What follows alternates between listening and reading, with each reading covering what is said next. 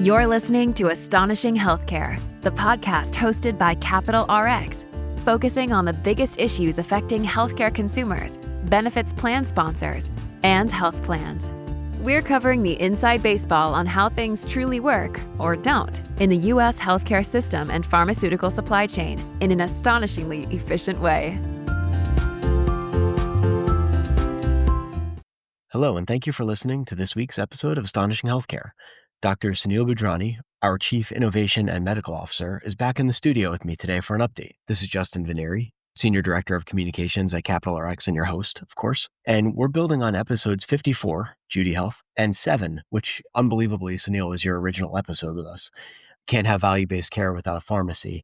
So that was a little over a year ago, and value-based care comes up all the time, so I'm excited for it. Sunil, thanks for coming back on the show. Great. It's a pleasure to be here again and discuss this very important topic with you today. So we started off with you on episode 7, as I mentioned a moment ago, talking about not being able to have value-based care without pharmacy as one component of it. And I think we've learned a lot since then. So where should we start off? Do you want to dive in with the 4 Ps in case anyone listening may not have listened to that prior episode? It's a pretty good reminder, I think. You can frame things up for everyone. Yeah. So when we had this conversation some time ago, it feels like yesterday at the speed that we move at in this company, we talked about value-based care often in medicine as being, the important components involving a payer, provider, and patient. But when we last conversed, one of the missing links of that was pharmacy and the PBM's component in a value-based care model. And that was the great title that the team came up with was, you can't have value-based care without pharmacy. So we really have 4 Ps here that are involved in the ecosystem surrounding a patient's care. So that's where we left off in our last podcast, understanding its payer, provider, patient, and pharmacy, and how those pieces are necessary to be looked at to be able to provide holistic care to the patient. Got it. So since then, we've launched Judy Health. That was 1/1 this year, and we'll get into that a little bit more. Can you talk to us a little bit about what we've learned since that original episode, since launching unified claims processing? Explain that to me like I'm 5 and give us some examples on your updated thinking about how to get to a true value-based care world. So as I mentioned, where we left off, it was understanding that there are 4 variables in the success of value-based care: the payer, the provider, the patient, and pharmacy. The next iteration of the story for us here at CapRx is Judy Health.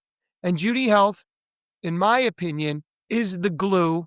It's the highway and infrastructure to bring those 4 Ps together. That's why I was very much looking forward to this conversation, because it's almost like the next episode in the series to how do you get to VBC world, value-based care.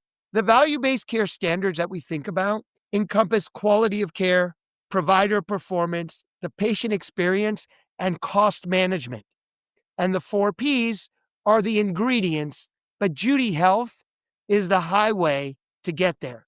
So since we last spoke, we went out on this journey to start building the infrastructure to expand beyond pharmacy and go into medical to connect the 4 Ps, payer, provider, patient, and pharmacy, and be able to create a unified claims platform, a term that we've coined here to connect those 4 Ps to deliver on that quality of care, look at provider performance, and incentivize for outcomes, incentivize for a proactive healthcare system, not a reactive one, enhance the member and patient experience, and also manage costs. Judy is, I believe, the opportunity to do what I've been saying in healthcare all along, which is to achieve higher quality of care at lower cost. But it's only achievable if you have a chassis like a Judy Health system to be able to do so. But also a system that will allow you to be able to empower providers to be able to be rewarded for outcomes, a proactive healthcare approach versus a reactive healthcare approach. So what does it mean for a member or a plan administrator or plan sponsor to have what you refer to as this single point of access or this chassis that everything can run on? Well, let's start with the member and patient experience. I always say It is the role, it is a responsibility for a payer, whether you're a health plan or a PBM, is to empower the relationship, strengthen the relationship between the provider or clinician and their patients. Payers and PBMs should not be getting in the way of that relationship. So, through a Judy Health unified claims infrastructure, we provide the transparency for patients to navigate the healthcare system more holistically, to understand their pharmacy options, to understand their medical options through a transparent chassis that allows patients to understand the costs of their care, the better choices and places they can go for their care, and be informed about their decision making. Mhm. So now I'm going to transition to what's in it for the plan sponsor, the employer, the HR team. When we develop tools on the patient side to allow them to understand and have visibility in their care, similarly, on the other side of the coin, Judy provides an opportunity for the plan sponsor to get greater visibility, just like we did in pharmacy, into the medical path, medical understanding of their employee populations. Obviously, in an anonymous way, but to understand how they can improve the health of their patient populations, have more visibility, and be able to provide them resources that will help them in their journey towards health. You can only do that when you have a transparent architecture that allows that kind of access and understanding into your patient population. Got it. And the platform approach and what it enables in the future. We have a cool infographic of sorts on this that'll add to the transcript, the call notes, if you will. And of course, we'll link out a couple of things per usual, related content in the post that goes along with this episode. But could you discuss that platform approach and what you think the future state could look like if it's built on the right platform? Yeah, the typical platform that supports a health plan or PBM generally involves some kind of plan setup and member management, some kind of network configuration or management, claims processing and ability to test claims, and also some kind of data output regarding all of these interactions that occur between clinicians and members and reporting of that information. That is kind of your generic way of thinking about what a platform does. But the problem is pharmacy, medical, and then vision and dental all have independently the same functionality of these four components: plan setup, network, claims processing, and reporting. This is the problem that occurs in healthcare. You have these same activities occurring in four different islands: medical, pharmacy, vision, and dental. It's not until you can bring those pieces together then you can deliver value to the patients and members, the employers, all the stakeholders that are involved in the care of patients. But when we think about Judy, we don't think about limiting it just there. When all the same activities are occurring with medical, pharmacy, vision, and dental, those activities being plan setup, network management, claims processing, and then reporting data, it's not until you put it under a single roof, under a Judy Health roof, in one instance, that's what we think about as a Judy Health enterprise platform. Our focus is creating an infrastructure chassis that supports all of those activities, but allows a plug and play model that we term as a never move again. So we create a chassis that lets you then plug in other functionality like modeling and underwriting, implementation management, formulary management, clinical program management, prior authorization capabilities, an award-winning call center, and then other areas: data exchange and eligibility, payments, government operations, and documentation, that then you create a highway for the future of healthcare, connecting everything and anything that happens outside the hospital, delivering on a promise of value-based care. The integration of all these departments under one system creates a single source of truth. It increases efficiency and accuracy and reduces error and operational costs. But here's the key thing: I always say our not so secret sauce is we expand flexibility, we're nimble, and we're interoperable to improve client satisfaction. It is only when you build a system from scratch, like we have been doing here, that you can really leverage predictive analytics and artificial intelligence to not only predict disease, but understand how to avoid and provide treatment modalities in an earlier time frame to keep people healthy. Okay. And that future state where you can layer the predictive analytics and the artificial intelligence on top of the source of truth. Why is what you just described the pathway to value-based care? Does it really address or meet the standards? So, as we discussed in our first episode of the Conversation of 4Ps, where we agreed that patients, providers, pharmacy, and payers represent key elements to a holistic view of value-based care, you need a glue to bring those pieces together. Mhm. So, by having a Judy Health infrastructure to bring those pieces together, you then have a data repository regarding the patient's healthcare experience. With that data repository, you can really do predictive analytics and use AI in a more meaningful way to uncover the patient's pathway and predict disease. If we get to a state where we can better understand through information and data the patient's healthcare journey, we can then start thinking about rewarding providers based on outcomes. The current fee-for-service model, which is the predominant financial structure, the more I do to patients, the more I generate revenue and income. But we know, being a 20% GDP nation invested in healthcare, this is not sustainable. The more you do, the more you get paid model in healthcare does not promote disease prevention and health.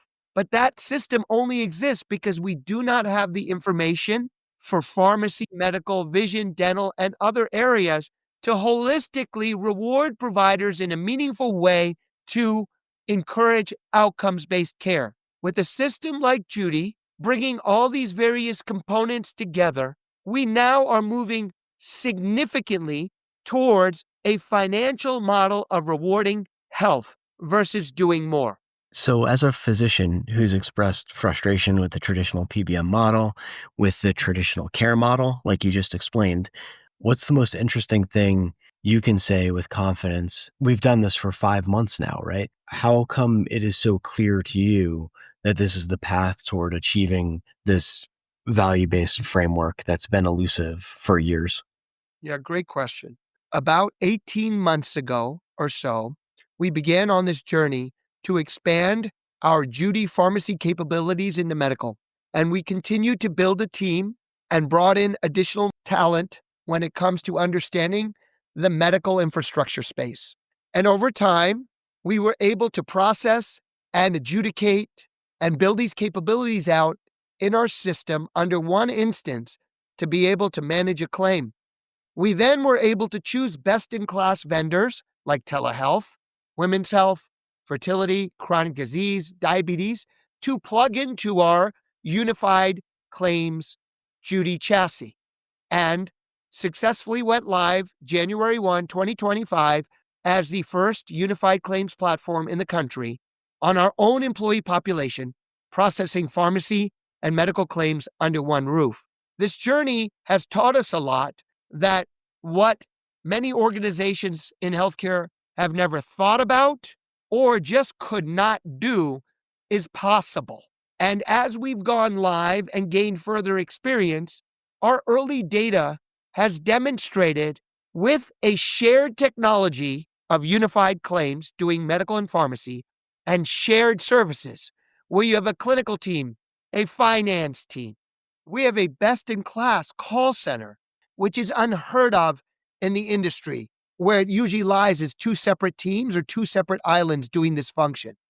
So when you deliver a unified technology, providing medical and pharmacy, and a unified share service, providing clinical, account management, customer care, and finance, to name a few, you can deliver that promise of higher quality care at lower cost. So our early information is demonstrating that we are providing some of the best health care to our employees that we have ever received. And we're providing that while maintaining or even lowering the cost of care because it's all under the single Judy enterprise roof. And is that like on a PEPM or PMPM basis? Like how are you measuring or looking at that? Great. So again, this is preliminary data. We have created a solution that has taken many years for other companies to even try to put forth in only a handful of months.